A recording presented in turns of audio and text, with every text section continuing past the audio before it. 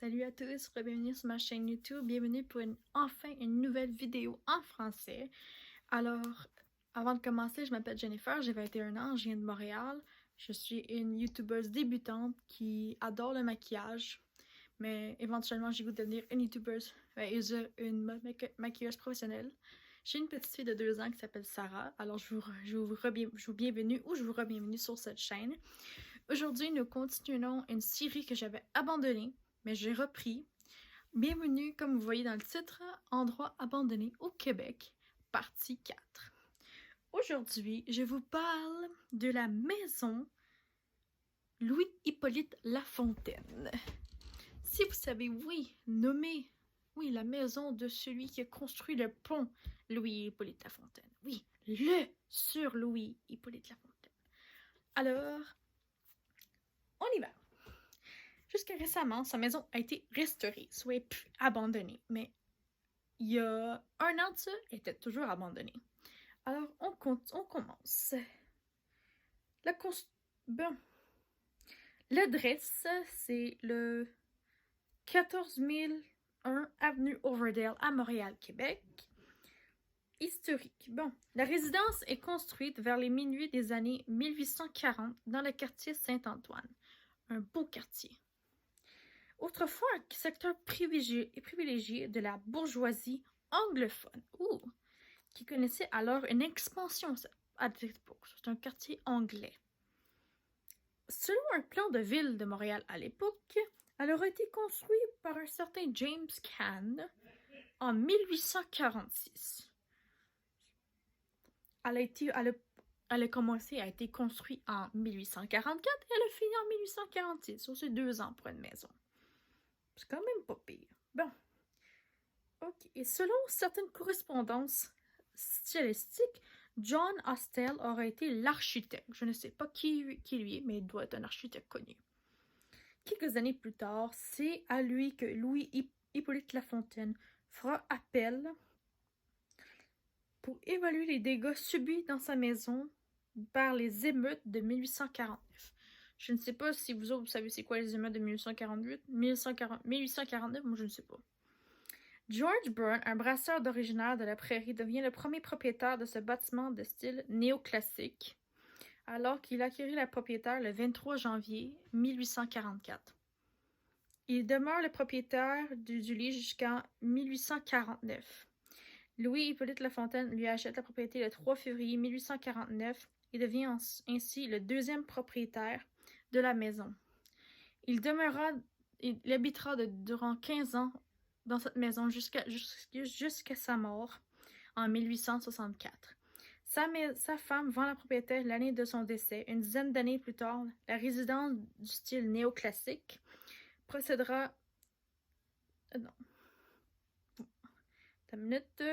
même que les terrains avoisinants vont subir de nombreuses transformations. Le propriétaire de l'époque, James Sheridan, il y a beaucoup de James ici, procédera au morcellement du terrain de façon à permettre l'ouverture de l'avenue Overdale, la rue qui est présentement située la maison, inexistant de ce secteur avant cette époque, s'envisageant la construction d'une série de maisons contiguës. Je pense que c'est des maisons un à côté de l'autre, je suis pas sûre.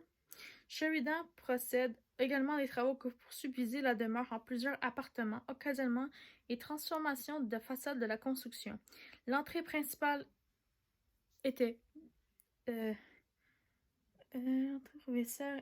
déplacée, l'ancien escalier monumental éliminé, un balcon en métal est ajouté devant les baies du second étage. Au début du 20e siècle, le toit a aussi été transformé. Le toit, à l'origine, fait place à un toit plat avec des fausses marsades revêtues d'ardoises de style Second Empire, percées de 5 lucarnes alignées avec les fenêtres de la façade. Demandez-moi vraiment pas, je ne sais pas c'est quoi, mais je vous parle de l'histoire. Il y a eu des controverses par ce monde. Oh, on s'en va dans la catégorie controverse. Dans les années 1880, un siècle plus tard, la résidence est menacée alors qu'en 1887, un projet d'aménagement force l'éviction des locataires. Toutes les maisons victoriennes du quartier furent démolies pour faire place à des condos. Est-ce que ça nous étonne à Montréal? Non. Est-ce que je suis surpris? Non, non plus. Ok. Certaines d'une hauteur de 35 étages. La maison de Louis et Hippolyte Lafontaine est la seule qui restait et qui allait bientôt être démolie à son tour. Il faudra l'intervention d'Héritage Montréal cette année-là pour qui habituera l'année suivante à lui obturer le statut de moment historique. Bon, il était temps. Il était temps qu'il se réveille. Il voulait le mettre en condo, mais non, c'est une affaire historique. Et sauver ainsi l'édifice de la démolition. Le directeur des programmes d'Héritage Montréal, Dinou Boumbarou, précise, à l'époque, personne ne savait que cette maison avait une telle importance. Ça, je vous montre une photo en 2012. Ça, c'est quand on voyait comme qu'elle était abandonnée. Cependant, l'habitation avait été laissée durant de nombreuses décennies dans un état de délabrement.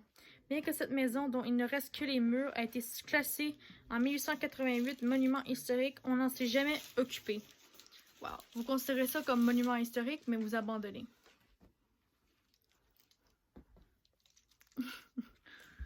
Bon. Les propriétaires de l'époque tardaient à rénover le bâtiment et les plusieurs et différents paliers gouvernementaux concernés ne trouvaient d'abord sur les mesures à adopter. En 2011, un groupe d'investisseurs qui reconnaît l'intérêt patrimonial de cette résidence acquérait l'îlot où se trouve la maison. Bon, en gros, qu'est-ce qu'on peut dire, c'est que la maison a été achetée par Monsieur Louis Hippolyte Lafontaine en 1949 jusqu'à 1864. L'année suivante, sa femme le vend, quelqu'un d'autre la jette. Ça change, la maison évolue, la maison elle change. On revient un siècle plus tard, 1887, le gouvernement ou certaines personnes décident de mettre à terre toutes les maisons victoriennes, de mettre des condos à 35 étages. Héritage Montréal embarque, ils disent non, c'est un monument historique. Alors ils les laissent à pourrir jusqu'en 2020, où ils ont réussi à tout restaurer la maison. Alors, voilà à quoi elle ressemble aujourd'hui. Si je peux vous faire une petite démonstration, ça c'est 2012. Ça, c'est 2021. Oh, 2020. La maison a été restaurée en 2020. C'est tout ça pour vous dire que quand vous vous promenez n'importe où, que ce soit à Montréal, que ce soit à n'importe quelle ville, et que vous voyez un édifice monumental pas mis en bon état, c'est juste parce qu'ils ont soit oublié ou soit qu'ils ont décidé de rien faire d'autre. Sur là-dessus, je vous laisse là-dessus. Je sais, c'est comme une vidéo un peu plus courte que vous ne pensez d'habitude, mais c'est juste un petit fact de Montréal que je voulais vous montrer. N'hésitez pas à me laisser dans les commentaires d'autres places que vous voulez voir qui sont abandonnées, que ce soit au Québec. Donnez-moi n'importe quelle ville dans les commentaires, puis je vais faire des vidéos dessus. Sur là-dessus, je vous souhaite un excellent vendredi. N'oubliez pas de vous abonner à ma chaîne et de liker la vidéo pour ne pas manquer d'autres vidéos. Et sur là-dessus, je vous souhaite une excellente journée. Bye!